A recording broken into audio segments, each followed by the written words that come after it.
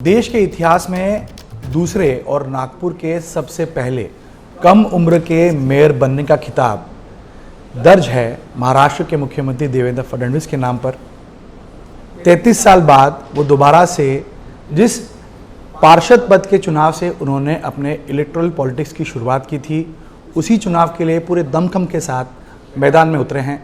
फ़र्क सिर्फ इतना है कि इस बार वो अपने पार्टी का मेयर सिर्फ बीएमसी में ही नहीं तो अन्य 28 महानगर पालिकाओं पर बिठाने के लिए, वहाँ कमल खिलाने के लिए पूरी ताकत के साथ चुनाव लड़ रहे हैं। इसी विषय पर मेरे साथ बात करने के लिए खुद महाराष्ट्र के मुख्यमंत्री श्री देवेंद्र फडणवीस हैं, जिनको अब देवा भाऊ के नाम से भी प्यार से बुलाया जाता है। सो देवा भाऊ, मैं आपसे ये जानना चाहूँगा कि जिस पार्षद पद के चुनाव से या मेयर बनने के जहाँ से आपने शुरुआत की थी, आज वही चुनाव है, लेकिन इस बार 29 महानगर पालिकाएं हैं। चुनौती है या नहीं है कि इस बार आप सभी जगहों पर अपना कमल खिला ही लेंगे? देखिए, 2017 में भी मैंने मुख्यमंत्री के तौर पर महाराष्ट्र में हमारे कैंपेन को लीड किया था और महाराष्ट्र के म्यूनिसिपल चुनाव को उस समय भी मैंने जीता था। ये बात अलग है कि उस समय शिवसेना और हम अलग लड़े थे और उनके मुंबई में 84 आए थे, हमारे 82 आए थे। लेकिन अब मैं आपको बहुत स्पष्ट रूप से कहना चाहता हूँ, मुंबई में भी अभी बीजेपी शिवसेना अलायंस इस पोल को स्वीप करेगी और हमारे अलायंस का ही मेयर मुंबई में बैठेगा। और मैं ऐसा मानता हूँ कि जो 29 महानगर पालिकाएँ हैं, उनमें से कम 27 महानगर पालिकाओं पर हमारे अलायंस का ही मेयर बैठेगा।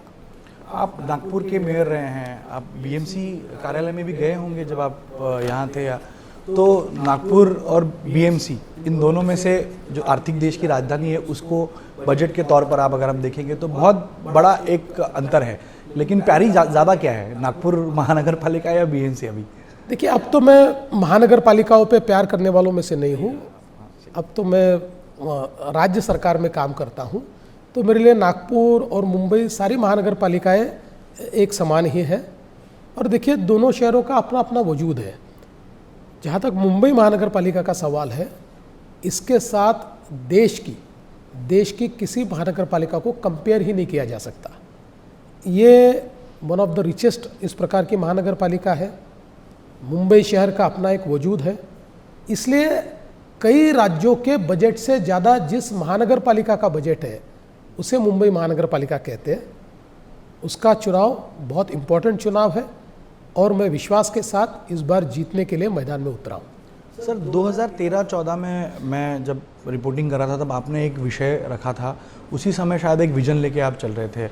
मुझे लगता है मेट्रो की बात आप कर रहे थे, रोड्स, एलिवेटेड रोड्स की बात कर रहे थे। और 2014 में मुख्यमंत्री बनने के बाद करीब 1 साल बाद हमारी वापस मुलाकात हुई थी, तो आपने हमें बताया था कि मेट्रो का जाल बिछाने के लिए कैसे 11 महीनों के अंदर आपने सब चीज़ें स्ट्रीमलाइन करी और काम शुरू किया। विजन आपने 14-15 में रखा, आज उसको हम एग्जिस्टेंस में देख रहे हैं। 11 महीने का वो जो प्रयास था वो आज सफल साबित हो रहा है और आज उसको लाभ लोग ले रहे हैं। तो यही मुद्दे लेकर आप लोगों के बीच जा रहे हैं? सर, बिल्कुल यही मेरे मुद्दे हैं। देखिए, मैंने मुंबई के बारे में 2004 में विधानसभा में एक भाषण किया था और किस प्रकार से मुंबई का इंफ्रास्ट्रक्चर अपग्रेड हो सकता है और उसको कैसे फाइनेंसिंग किया जा सकता है, 2004 में मैंने कहा था। उसके बाद 2012-13 में एक मुंबई का विजन मैंने प्रेजेंट किया था और 2015 में जब मौका मिला तो हमने जो विजन बताया था उस विजन को यथार्थ में लाने का प्रयास किया।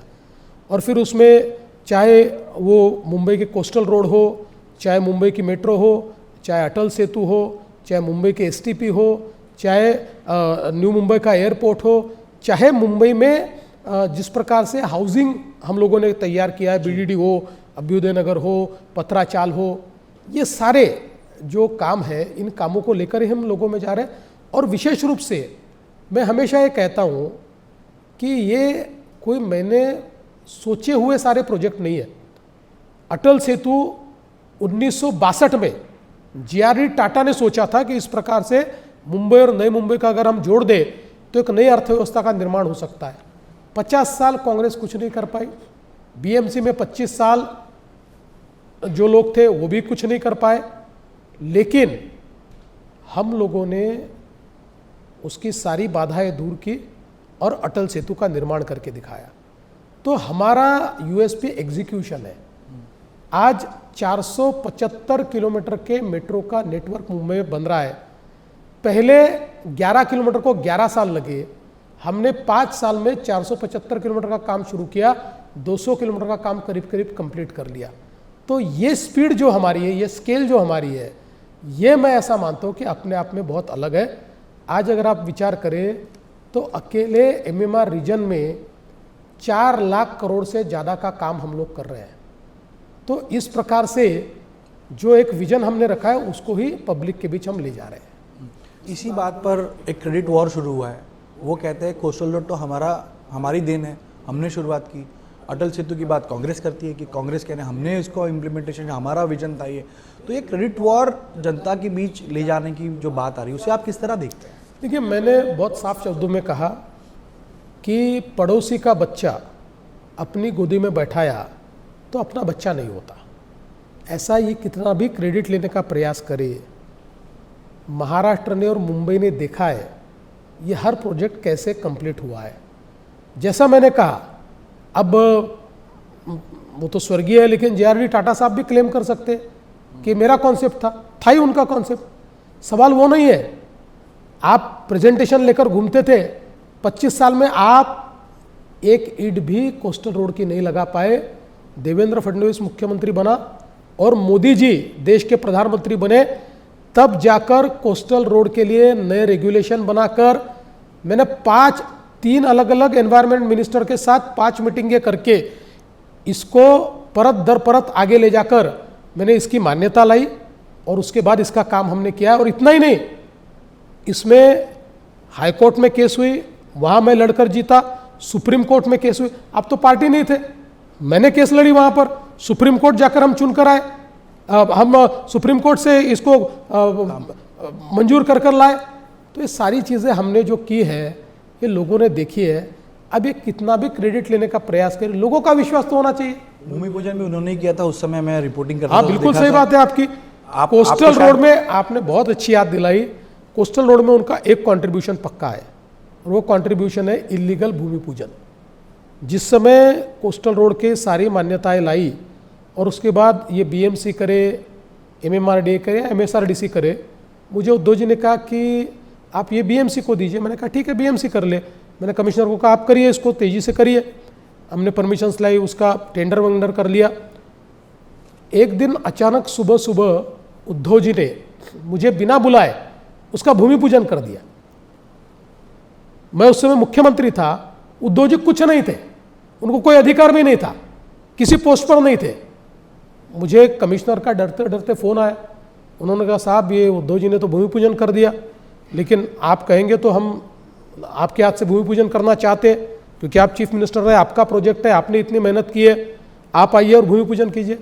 मैंने कहा मुझे श्रेयवाद में गिरना नहीं है, ठीक है, वो हमारे साथी है, उन्होंने ऐसा करना नहीं चाहिए था पर कर दिया, अब छोड़ दीजिए, आप काम कीजिए, उद्घाटन हम करेंगे।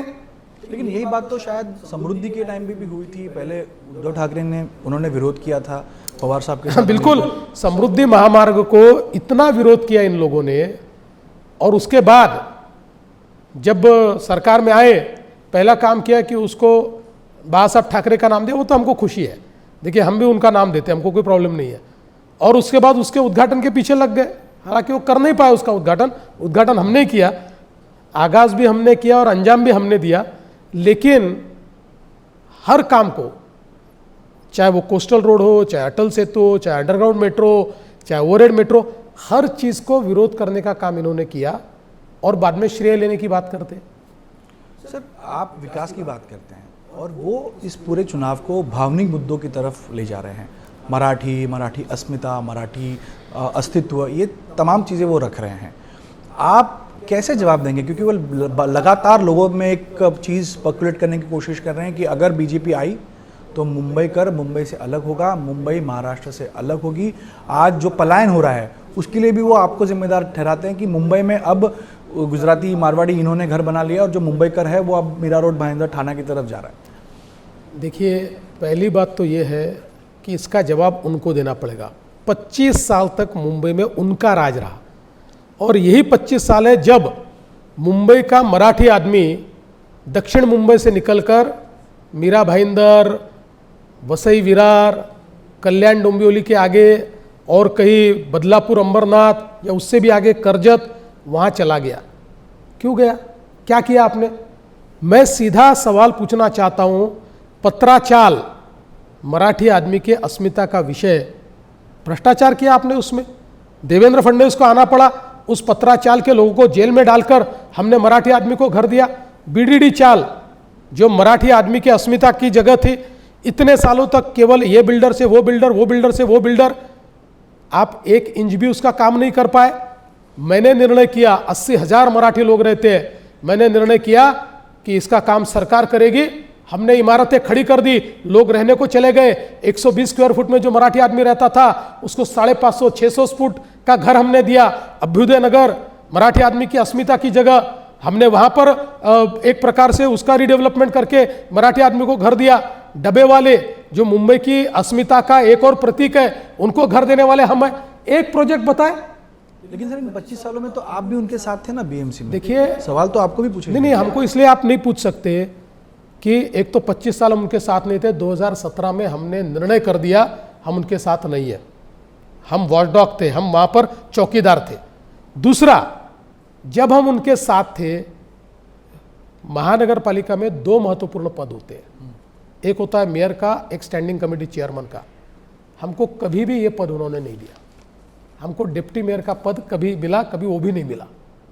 तो पूरी सत्ता 100% महानगर पालिका की सत्ता ये उनके हाथ में थी, उन्होंने चलाई। जैसा वो चलाते थे उस प्रकार से वो चलती थी। और एक प्रकार से इतना भ्रष्टाचार इस महानगर पालिका में उन्होंने किया है, इसके ऊपर एक फिल्म बन सकती है, इतना भ्रष्टाचार किया। आज एक साझा इंटरव्यू हुआ, उसके टीजर सामने आए, उसमें दोनों ठाकरे भाई ये कहते हुए नजर आ रहे हैं कि जो महायुति है वो करप्शन और कंफ्यूजन की युति गठबंधन है। वो करप्शन के चार्जेस आप पे रखते हैं और राज ठाकरे ये कह रहे हैं कि देवेंद्र फडणवीस ने तो भ्रष्टाचार के बारे में बात ही नहीं करनी चाहिए। सवाल ये है कि राज ठाकरे जी को वीडियो चलाने की बहुत आदत है, तो मैं राज ठाकरे जी का ही वीडियो आपको चला कर दिखाता हूँ, जिसमें उन्होंने एक महानगर पालिका का हिसाब दिया है और कहा है कि ये 40,000 करोड़ रुपए उद्धव ठाकरे बताओ कहाँ गए। ये 40,000 करोड़ रुपए तुम घर पर लेकर गए, ऐसा राज ठाकरे जी ने कहा है। राज ठाकरे जी ही तो पिछले 15-20 सालों से उद्धव ठाकरे जी पर करप्शन का आरोप लगा रहे। तो अब देखिए, मैं तो हर चीज़ का जवाब देने में सक्षम हूँ, मैं जवाब दूंगा। कोई सवाल पूछ ले, क्योंकि मेरे ऊपर दाग नहीं है, मैं कांच के घर में नहीं रहता, इसलिए मैं पत्थर से भी नहीं डरता। मैं आपको स्पष्ट रूप से कहता हूँ, इनके भ्रष्टाचार के तो नमूने ये सीएजी ने भी दिए, कोर्ट ने भी दिए और लोग जेल में भी गए। 200 रास्तों के नीचे एक पर्थ भी नहीं मिली। मीठी नदी के नाम पर पूरा पैसा खा गए। अरे कोविड में कफन का पैसा खाया इन्होंने, इससे और बुरा क्या हो सकता है? इसलिए ये बात क्या करते हैं, मैं हर चीज का जवाब दूंगा। लेकिन आप हमेशा ये कहा जाता है कि उद्धव ठाकरे की पूरी जान जो है वो बीएमसी में अटकी हुई है। आप ऐसा क्यों कहते हैं? मतलब लगातार बातें होती है, कॉन्ट्रैक्टर का जाल है, वहाँ एक सिस्टम चलता है। मैं आपको एक सवाल पूछता हूँ कि महाराष्ट्र में नगर पालिका का चुनाव हुआ, उद्धव जी की पार्टी उबाठा, महाराष्ट्र की पार्टी है या मुंबई की पार्टी है? महाराष्ट्र की पार्टी है। 280 नगर पालिकाओं में कौन सी नगर पालिका में वो गए? एक भी नहीं गए। प्रेस कॉन्फ्रेंस की, बस प्रेस कॉन्फ्रेंस की। उसके बाद अब महानगर पालिका का चुनाव चल रहा है। अभी तक मुंबई के बाहर कहाँ गए उद्धव जी? कहाँ गए राज ठाकरे? कहाँ गए? स्ट्रैटेजी होगी सर, ये कौन सी स्ट्रैटेजी है भाई? ये कोई मतलब इसको तो मूर्खतापूर्ण स्ट्रैटेजी कह सकते हैं अगर स्ट्रैटेजी होगी तो। इनकी जान अटकी है मुंबई में। वो जैसे तोते में जान अटकी होती है ना, वैसे मुंबई ये उनका तोता है जिसमें जान अटकी है। इनको केवल बीएमसी चाहिए और केवल करप्शन चाहिए। सर आप करप्शन की बात करते हैं, आज जो बातें हो रही हैं आपके करीब करीब 44, शिंदे साहब के 22 और अजीत पवार के 2, ऐसे 68 आपके उम्मीदवार बिना कॉन्टेस्ट किए जीत के आए।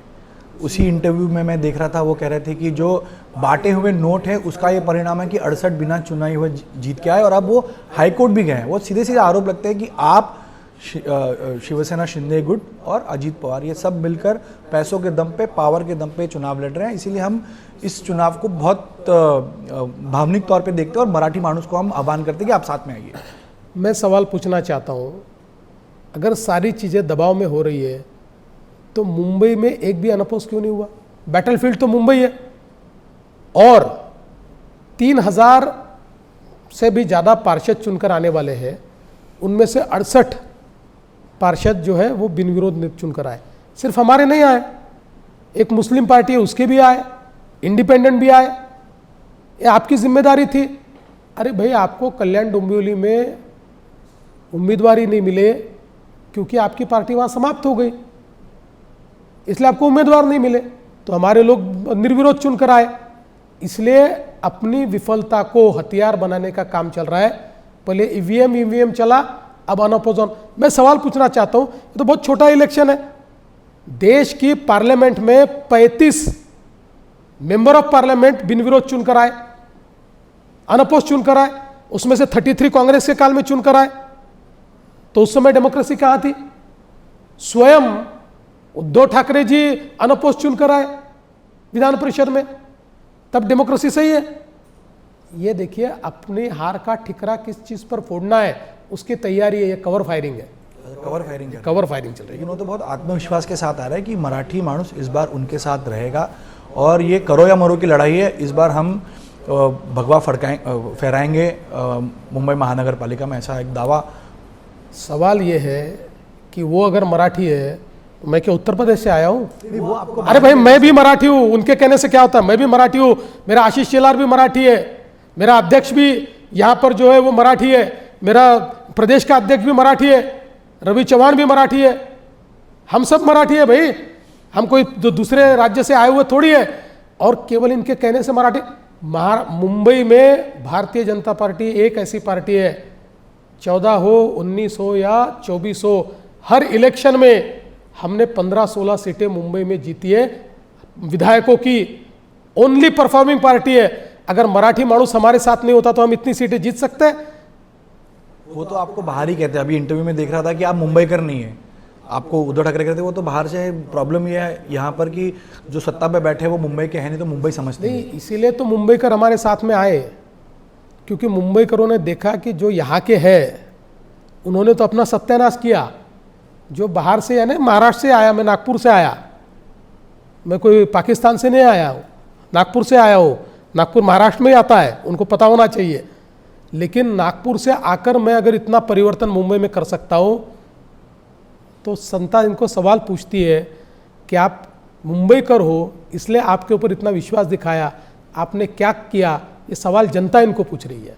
सर, आपने इतने भ्रष्टाचार की बातें करी, कैग की रिपोर्ट सामने रखी, कार्रवाई क्यों होती नहीं? अगर आप सीधे सीधे कह रहे हैं कि कब होगी कार्रवाई? नहीं, हो रही है भाई। कितने लोग जेल में चले गए, कितने लोग जेल में गए, आप देखिए। कार्रवाई हो ही रही है, किसी को छोड़ेंगे नहीं, सब जेल में जाएंगे। सर, मेरा आगे का सवाल यह है कि ठाकरे ब्रांड के तौर पर खुद का प्रोजेक्शन हो रहा है कि आपकी लड़ाई ठाकरे ब्रांड से है। आप इस ब्रांड को एक चुनौती मानते हैं या एक अवसर देखते हैं जीत का? क्योंकि आपकी कहते हैं राजनीति में जो सोचा जाता है, खासतौर पर देवा भाव के लिए, जो वो सोचते हैं वो वैसा होता नहीं, जो नहीं बोलते वो करते ज़रूर हैं। तो ये स्ट्रैटेजी है, चुनौती इसको देखते हैं या इसको आप एक मौका देखते हैं जीत का? पहली बात तो there is no Thackeray brand, there was only one Thackeray brand, that was हिंदू हृदय सम्राट शिवसेना प्रमुख बाला साहब ठाकरे। वो ब्रांड थे, ये ब्रांड नहीं है। इन्होंने बाला साहब के विचारों को समाप्त कर दिया है, उनको बांधकर फेंक दिया है, इसलिए अब कोई ठाकरे ब्रांड नहीं है। एक ही ठाकरे ब्रांड था बाला साहब ठाकरे का। उनके विचारों का की विरासत इनके पास नहीं है, वो विचारों की विरासत शिंदे जी के पास गई है, इनके पास वो विरासत नहीं है, इसलिए कोई ठाकरे ब्रांड वगैरह नहीं है। लेकिन सर, आप जिस प्रकार चुनाव की बात करें तो हम भी देखते हैं, तो इस चुनाव में ज़्यादा चर्चा या ज़्यादा लड़ाई महायुति में ही दिख रही है। कॉन्टेस्ट, लड़ाई से मैं कॉन्टेस्ट कहूँगा कि आप और शिवसेना के बीच में कहीं कॉन्टेस्ट है, अजीत पवार और आपके बीच में कई जगहों पर कॉन्टेस्ट है, ठाकरे भाई और कांग्रेस के अलावा। तो इसको आप किस तरह, healthy fight, natural alliance, friendly fight, क्या नाम देंगे? देखिए, हमने इस चुनाव से पहले तय किया था और वो घोषित भी किया था। मैं आज बोल रहा हूँ ऐसा नहीं है, मैंने पहले भी घोषित किया था, हमने बातचीत करके तय किया था कि महानगर पालिका का चुनाव ये कार्यकर्ताओं का चुनाव होता है। 10 साल बाद ये चुनाव हो रहा है, क्योंकि 22 को होना चाहिए था, तो 17 के बाद सीधा 26 में हो रहा है। 22 में चुनाव नहीं हो पाया कोर्ट के निर्णय के कारण। इसलिए सभी पार्टियों में लड़ने की इच्छा रखने वालों की संख्या बढ़ी है। इसलिए हमने ये तय किया कि कार्यकर्ताओं का चुनाव है, कार्यकर्ताओं को लड़ने दिया जाना चाहिए। जहाँ संभव होगा हम अलायंस करेंगे, जहाँ संभव नहीं होगा हम फ्रेंडली फाइट करेंगे। 12-15 जगह पर हम साथ में लड़ रहे हैं, 10-12 जगह पर हम फ्रेंडली फाइट कर रहे हैं। तो मुझे ऐसा लगता है कि एक प्रकार से ये हमारी स्ट्रैटेजिक इस प्रकार की का हमारा निर्णय है। लेकिन जो निष्ठावंतों की बात करें तो इस बार बहुत रोना धोना हुआ। हम कवरेज भी करते थे तो उसमें कई लोग रो रहे हैं, कोई कहता है मैं अपने आप को जला लूँगा, मैं निष्ठावंत था, बाहर या उम्मीदवार को बुलाकर टिकट दिया गया, उसको आपने केटर कैसा किया? मतलब मेरा सवाल यह है कि टिकट बांटना तो बहुत कठिन है, चुनाव लड़ने से ज़्यादा कठिन वही होगा। देखिए, 2 चीज़ें इसमें मैं कहना चाहूँगा। एक तो रोना धोना करने वाले कुछ जेन्युइन भी थे और कोई नियो निष्ठावंत थे। अभी अभी पार्टी में आकर निष्ठावंत अपने आप को बता रहे, लेकिन कुछ जेन्युइन भी थे। कई बार रिजर्वेशंस के कारण, वहाँ की परिस्थिति के कारण कुछ अच्छे कार्यकर्ताओं पर अन्याय भी होता है, उसका दुख भी हमको है। लेकिन इस चुनाव की स्पेशलिटी क्या है? जैसा मैंने कहा, हर चुनाव के बाद एक पीढ़ी तैयार होती है। तो 17 में चुनाव हुआ, उसके बाद एक पीढ़ी तैयार हुई। 22 को चुनाव होने वाला था, वो नहीं हुआ, लेकिन उसकी एक नई पीढ़ी तैयार हुई। तो 2 पीढ़ियां मिलकर एक साथ इस चुनाव के मैदान में उतरी। टिकट तो उतने ही थे, उम्मीदवारियां तो उतनी ही थी, लेकिन मांगने वाले दुगने थे। तो जिसको मिलता है वो तो खुश होता है, जिसको नहीं मिलता उसको अन्याय लगता है। एक एक वार्ड में जब 4-4, 5-5 निष्ठावान लोग हो तो उसमें से एक को ही चुन सकते हैं। तो 4 निष्ठावानों को, अब इनकी निष्ठा की कंपटीशन हम कैसे करें? वो तो नहीं कर सकते ना। ये भी निष्ठावान है, वो भी निष्ठावान है, वो भी है, इनमें से एक को मिलेगा, 2 को लगेगा हमारी निष्ठा में क्या कमी आई भाई, पार्टी ने क्यों नहीं दिया। तो ये थोड़ा नीचे के चुनाव में ये चीज़ें होती है। पर मुझे ऐसा लगता है कि कुल मिलाकर आप देखिए, जिस प्रकार से लोगों को लगता था कि बड़े पैमाने पर बागी खड़े होंगे, सारे बागियों ने पीछे ले लिया। कई लोग तो आप मतलब दूसरे पार्टी से इनकमिंग आपके पास इतना आया है इस बार, आप उसको कैसे संभालते हैं? क्योंकि जब इनकमिंग आती है तो अपने लोग भी थोड़ा सा आप इसका प्रतिशत लगाएंगे तो मैं ऐसा मानता हूं कि 90 to 95% ये हमारी पार्टी में काम करने वाले लोग हैं। 5 to 10% अलग अलग जगह पर ये बाहर से आए हुए लोग। मेरे कुछ सवाल आपके अलायंस को लेकर है। आप साथ में लड़ रहे हैं, लेकिन अंबरनाथ की बात करूँ तो अंबरनाथ में कल जो हुआ, कांग्रेस के साथ मिलकर आपने वहाँ पर सत्ता काबिज की और एकनाथ शिंदे को अलग रखा। इसी तरह एमआईएम के साथ में आपने मदद लेकर अकोला अक्कोट में अलायंस करके किया है। मैं बहुत साफ शब्दों में कहता हूँ, कांग्रेस और एमआईएम के साथ कोई अलायंस नहीं चलेगा, ये अलायंस तोड़ना होगा। अगर लोकल लेवल पर किसी ने ये बात की है तो ये गलत है, अनुशासनहीनता है, इसके ऊपर कार्रवाई होगी। बहुत बड़ी बात कह रहे हैं। बिल्कुल कार्रवाई होगी, नहीं चलेगा।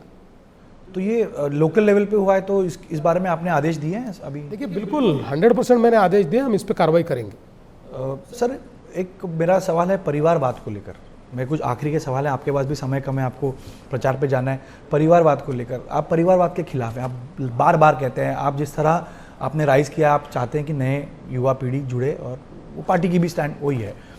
लेकिन इस बार परिवारवाद दिखा कुछ जगहों पर, आपकी पार्टी में दिखा, ज़्यादा पैमाने पर शिंदे और अजीत पवार के यहाँ पर दिखा, उसको आप रोक क्यों नहीं पाए? देखिए, हमारी पार्टी में हमने ये फैसला किया था कि जो पिछले समय चुनकर आए और परिवार के लोग हैं, उनके ऊपर तो हम गाज नहीं गिराएंगे, लेकिन नए सिरे से हम किसी के भी बेटे बेटी बहन भाई को नहीं देंगे। हमने उस पर अमल किया। 2 जगह एब्रेशन हुआ, लेकिन उसके कोई स्पेसिफिक कारण थे। उन 2 जगहों को छोड़कर हमने कहीं पर भी एब्रेशन नहीं होने दिया। कहीं पर भी नए सिरे से बेटे बेटी बहन भाई इनको हमने टिकट नहीं दी। सर, आपका अभी भी मैनिफेस्टो आना बाकी है। देवा भाव ने जिस प्रकार लाडली बहनों को, महाराष्ट्र को विधानसभा चुनाव में एक बड़ी सौगात दी थी, इस बार भी बीएमसी या अन्य महानगर पालिकाओं के चुनाव के माध्यम से जनता को कोई सौगात देने की तैयारी चल रही है मैनिफेस्टो में? देखिए, हर महानगर पालिका क्षेत्र का अपना मैनिफेस्टो होगा। वहाँ के विकास की दृष्टि से और वहाँ की जनताओं की सुविधा की दृष्टि से हम लोग मैनिफेस्टो तैयार करेंगे। इसलिए मुझे ऐसा लगता है कि वेट एंड वॉच। सर एक सवाल पवार साहब को लेकर है। अजीत पवार और पवार साहब का लगभग मिलन हो ही गया है, पुनः पिंपरी चिंचवड़ में वो लड़ ही रहे हैं। ये भी रहा है, खबरें ये भी हैं कि बहुत जल्द एक होंगे, तो क्या शरद पवार भी अब बहुत जल्द एनडीए का हिस्सा होंगे, ऐसा मैं मान सकता हूँ? देखिए, अभी तक आधिकारिक रूप से हमको इसकी कोई जानकारी नहीं है कि उनकी कोई बात हुई है या वो साथ में आ रहे हैं। महानगर पालिका के चुनाव में 2 जगह वो साथ में आए, लेकिन बाकी जगह नहीं आए। अब 2 जगह साथ में आना, इसका मतलब पूरा साथ में आना है, ऐसा मैं नहीं मानता। आधिकारिक तौर पर ये प्रश्न अगर हमारे सामने आएगा तो उस पर हमारी प्रतिक्रिया क्या है हम ये बताएंगे। अभी आधिकारिक तौर पर हमारे सामने नहीं आया है। मेरे आखिरी के 2 सवाल। एक ध्रुवीकरण को लेकर लगातार एमआईएम भी यहाँ पर आ रही है, आपको चैलेंज कर रहे हैं, मोदी साहब को चैलेंज कर रहे हैं। पोलराइजेशन पे ही क्यों चुनाव लड़ा जाता है, ये मेरा सवाल है। आप विकास की बात तो करते हैं, लेकिन आपके नेता जिस तरह बयान देते हैं, एक समाज विशिष्ट समाज को लेकर जो बातें करते हैं, उससे तो ध्रुवीकरण होता है, तो वो आप क्यों नहीं रोकते सर? देखिए, पार्टी का फेस तो मैं हूँ जी, पार्टी का अधिकृत एक प्रकार से प्रवक्ता भी मैं हूँ। मेरा भाषण आप सुनिए, मैं 90% और मैक्सिमम जगह 100% केवल और केवल मैं विकास की बात करता हूँ। हमारा विजन क्या है बताता हूँ, क्या किया है और क्या करने वाले ये बताता हूँ। हाँ, 5% जब सामने वाले कोई बात कहते हैं तो उसका जवाब देता हूँ, वो भी मुंबई में देता हूँ। मुंबई के बाहर तो वो भी जवाब नहीं देता। आप उत्तर भारतीयों को लेकर जिस प्रकार आपके पार्टी के नेता स्टैंड लेते हैं, जैसे अभी खबरें ये हैं कि अमित साटम जो मुंबई अध्यक्ष हैं, उन्होंने पत्र लिखा कि योगी आदित्यनाथ और वहाँ के जो बड़े फेसेस हैं वो उन्होंने आकर यहाँ प्रचार करने चाहिए या प्रचार कर उनको बुलाया। इसी बात का मुद्दा बनाते हैं आपके विपक्ष, खासतौर पर ठाकरे भाई, कि उत्तर भारतीयों और परप्रांतियों को नज़दीक करने वाली बीजेपी भाजपा है और मराठियों को दूर करने वाली। इसको आप कैसे जवाब देंगे? पहली बात तो ये है, चाहे योगी आदित्यनाथ जी हो या हमारा कोई भी नेता हो, हमारे पार्टी का नेता है भाई। अगर हमारे पास नेता है, अगर अमित शाह जी हमारे पास है, अगर मोदी जी हमारे पास है, तो हम उनको क्यों नहीं बुलाएं? हम जरूर बुलाएंगे, हमको कौन रोक सकता है। लेकिन ऐसा कोई पत्र अमित साटम ने भेजा नहीं है, हमने किसी को बुलाया नहीं है। महाराष्ट्र का चुनाव है, हम लोग लड़ रहे हैं, मोदी जी का नाम ही काफ़ी है। इतने ऐसे चुनाव में हम मोदी जी को उतारना नहीं चाहते।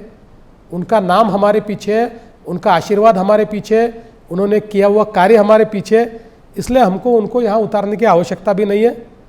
लेकिन मैं सवाल पूछना चाहता हूँ, आप हिंदुत्व की बात करते हो ना, तो क्या उत्तर भारतीय हिंदू नहीं है? आपको उत्तर भारतीयों से इतनी चिढ़ क्यों है, इतनी नाराज़गी क्यों है?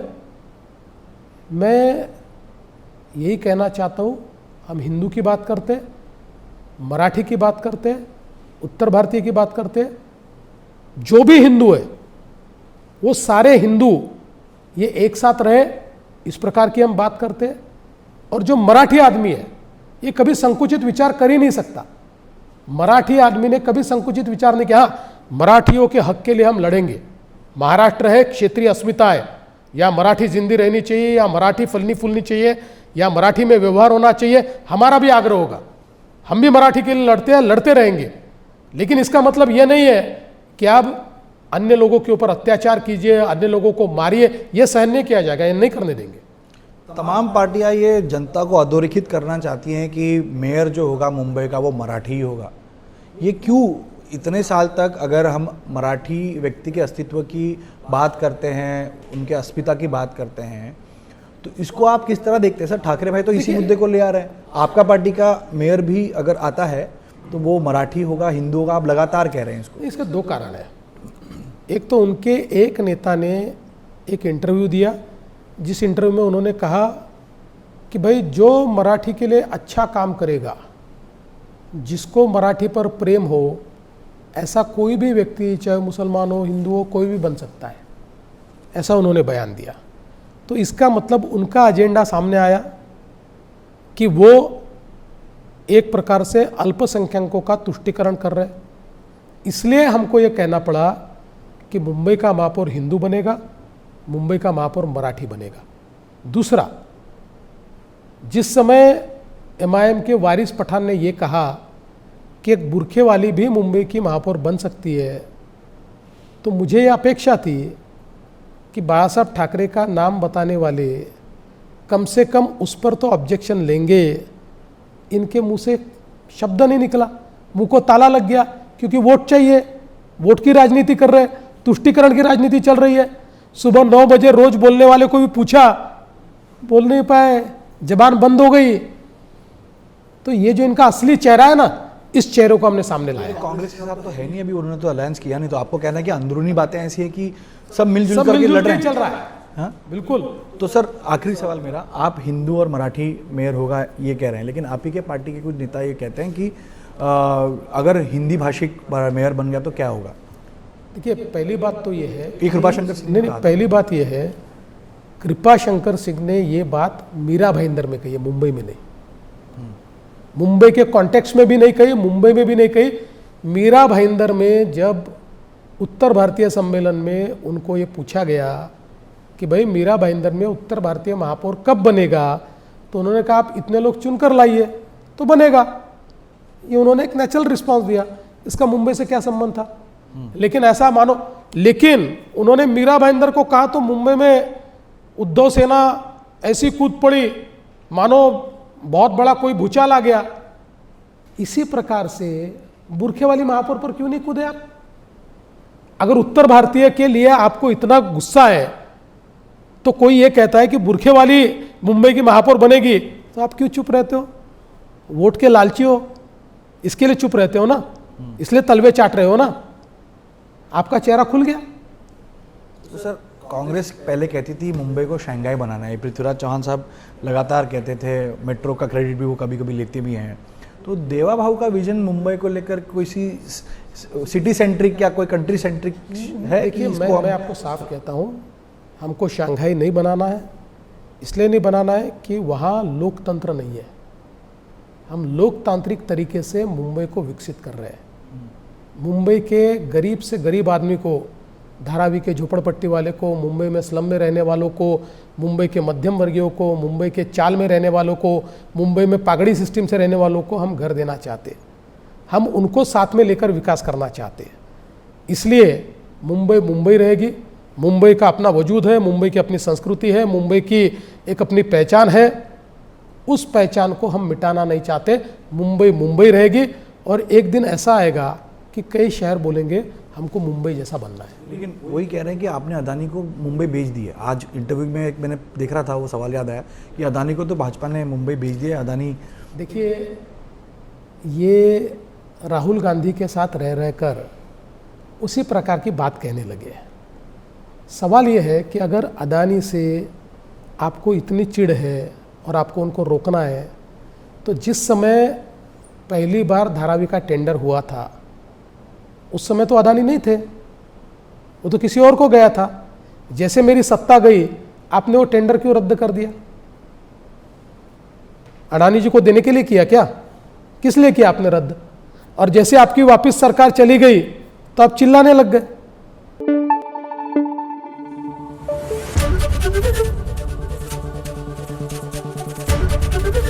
एबीपी न्यूज आपको रखे आगे।